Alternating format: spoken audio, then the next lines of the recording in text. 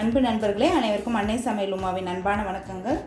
இன்றைக்கி அன்னை சமையலில் பார்க்க போகிறது இட்லி தோசைக்கு சூப்பரான சைட் டிஷ் வேர்க்கடலை தக்காளி சட்னி.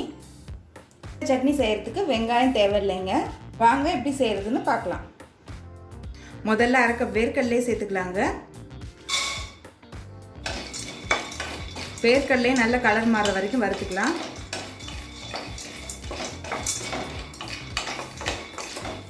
நீங்கள் வறுத்த வேர்க்கடலை வச்சுருந்தீங்கன்னா நீங்கள் டேரெக்டாக அப்படியே போட்டுக்கலாம். இப்போ வேர்க்கடலையே நல்ல கலர் மாறுற வரைக்கும் வறுத்தாச்சுங்க.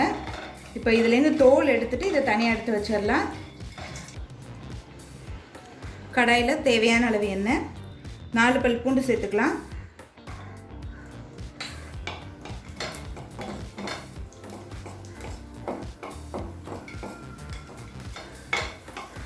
நாலு காஞ்ச மிளகாய், 2 காஷ்மீரி மிளகாய்.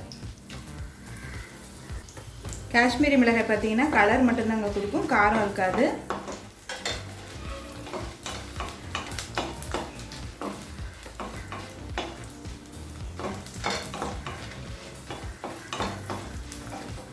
மிளகாயை ஸ்லோலே வச்சு லேசாக வதக்கிக்கோங்க.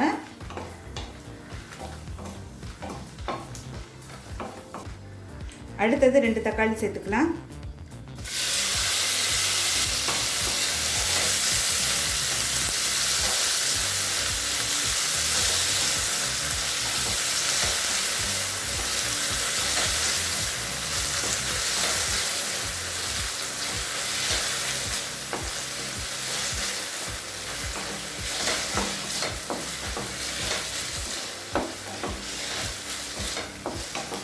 தக்காளி நல்லா சாஃப்ட் ஆகிற வரைக்கும் வதக்கிக்கலாங்க.